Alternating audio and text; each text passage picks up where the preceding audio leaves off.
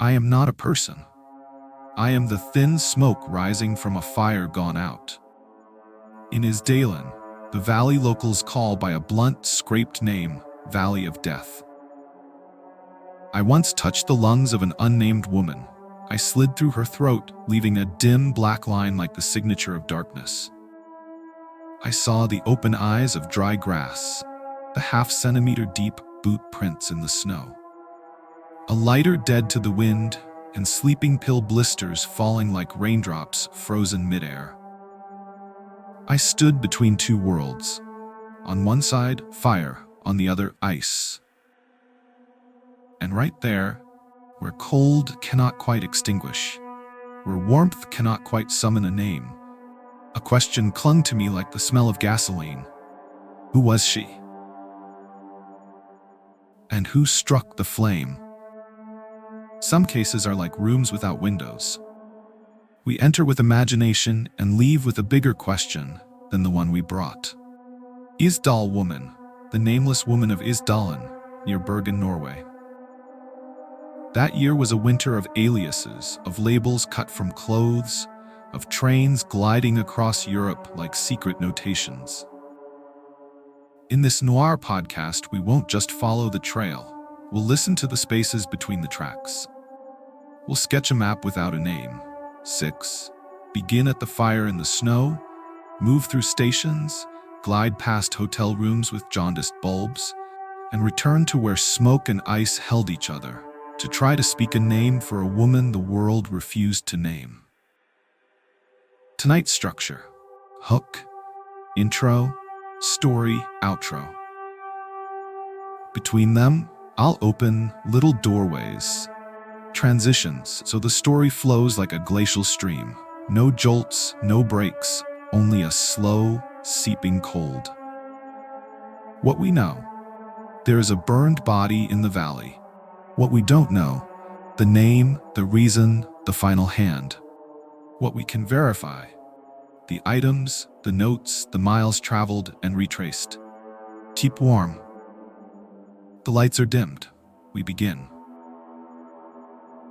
A gray morning, breath turning to mist. Two hikers take a small detour off the path to skirt a slick rock, and their lives slip into a story they will never want to retell.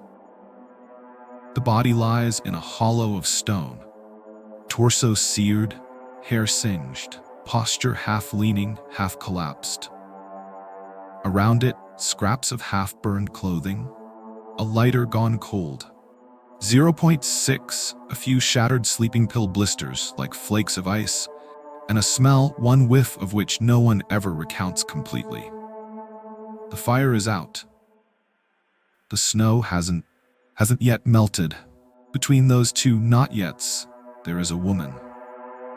From the fire back to the city. We leave the valley in a small police truck, the smoke scent behind us, the question riding with us into Bergen, where streetlights are yellow like notes someone tried to cross out. Two organs speak most eloquently in death: the lungs and the stomach.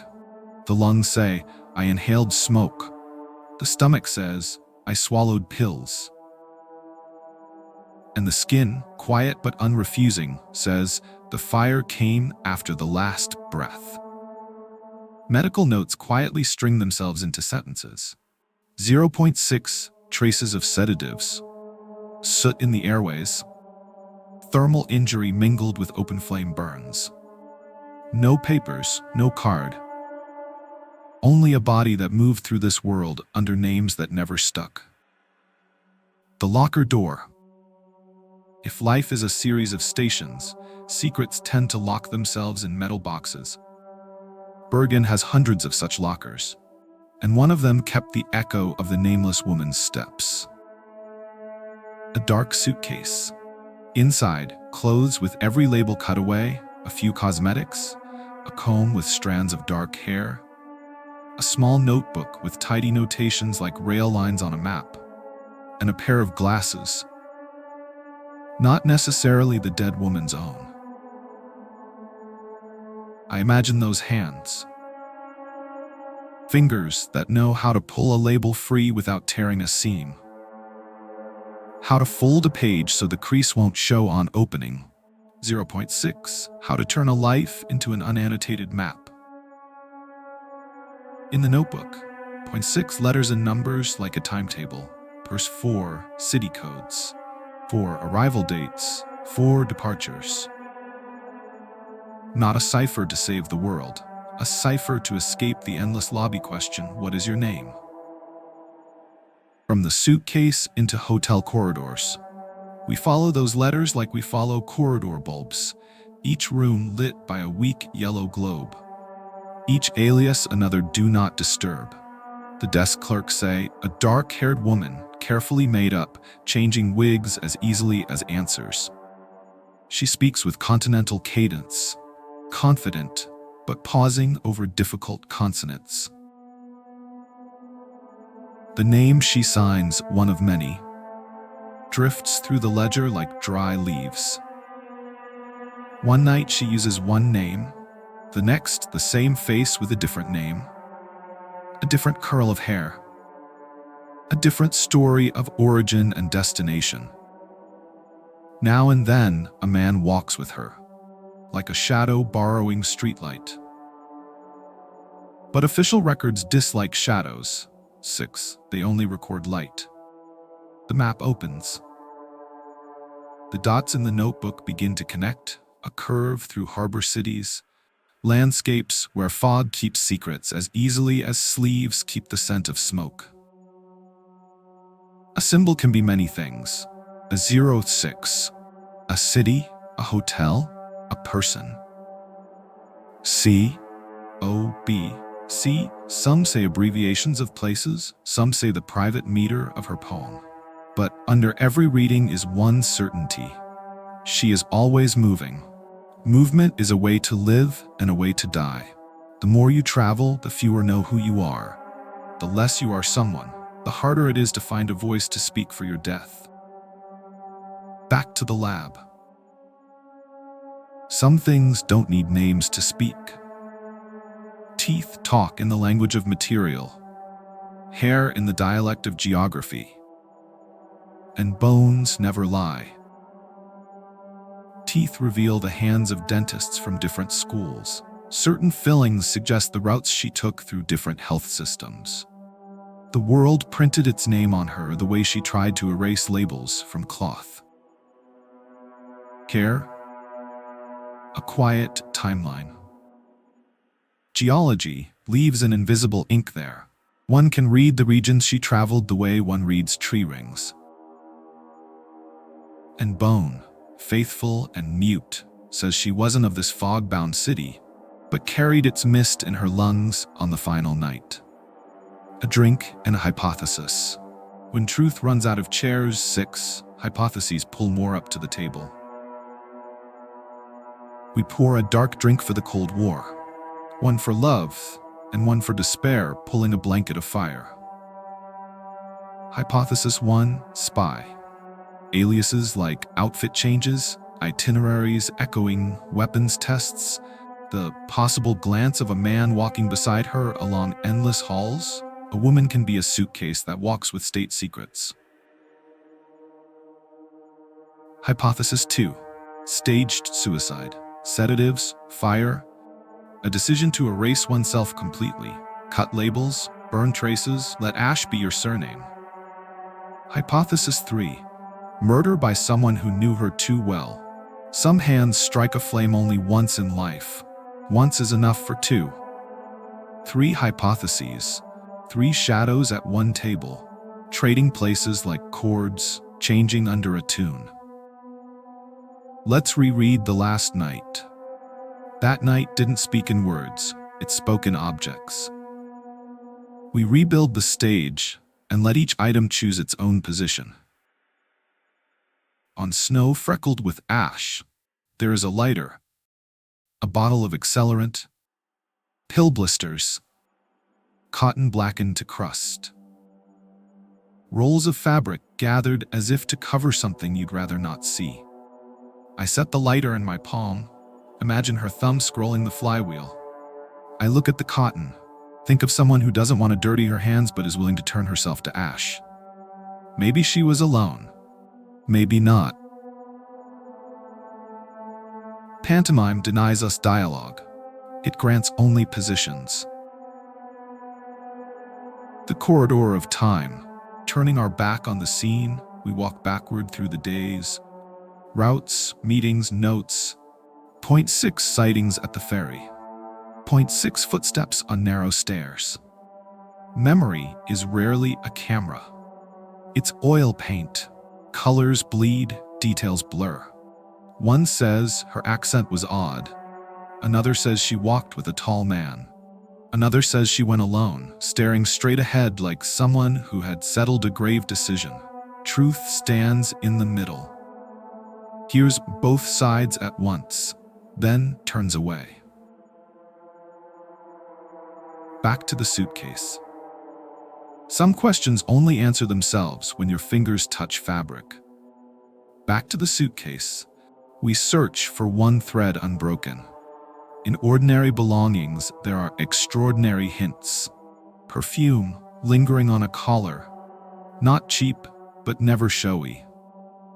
The handwriting, neat, economical in motion. Like someone trained never to leave an extra stroke. A small habit, fold paper on the diagonal before folding in half. A detail practiced by lovers of order or those afraid of prying eyes. Once more, the last night. We have the hands. We have the habits. We're missing only the final line. Night returns like a witness who refuses the oath. Scene A, alone with fire. She takes pills, steps into the valley like entering a room locked from within, strikes a flame so her name can become smoke. There is smoke in her lungs, meaning she was still breathing when the fire met her. A lifetime of calling herself by borrowed names. On the last night, she paints a true self-portrait in fire. Scene B. 2 people and 1 decision. A man walks with her, carrying gasoline and a story that cannot be told. She swallows pills, believing it the end, and the fire makes everything resemble a choice. Scene C. A stage larger than us. The notebook marks aren't just schedules. They are the lines of a network that needed her to disappear in a way no one could name. 3 scenes. 3 chords. 3 exits from the world. None feels complete. Perhaps because she never wished to be complete for us. The nature of a name. We return to the first question. What is a name for? For others to call us, or for ourselves to have a place to return? A name is the key that opens personal history. Without one, you become an orchestration of speculation. But perhaps, at times, silence is the last right of someone who chose to pass through the world as her own shadow. She erased labels from clothes, erased traces from documents, erased her name from prediction. We stand here, among the erasures, stitching a map from the fragments that still hold her warmth. And if her aim was never for us to know, then what is our aim when we insist on knowing at any cost? Perhaps we're searching for ourselves. In this nameless woman, we glimpse the era's fear. Fear of borders on a map. Fear of secrets that don't belong to us.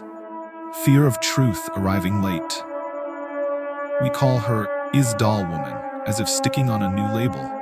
And that label, ironically, is the one that won't come off. Fold the story up. This story won't close like a case file. Point 6, it can only be folded like a letter with no recipient. If I could write her a letter, I wouldn't ask her name. I'd ask, across all those journeys, was there a moment when you felt called by your true name, even just once? Perhaps the answer is a city she hadn't yet left.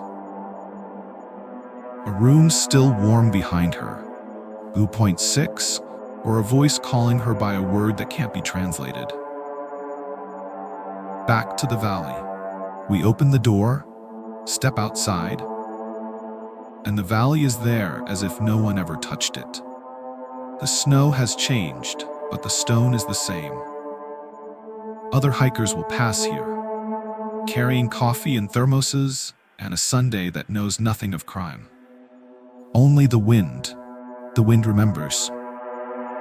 It repeats to the dry grass, to the rock crevices, to the arms of the black pines. Once a woman sat here and asked the world a question no one answered.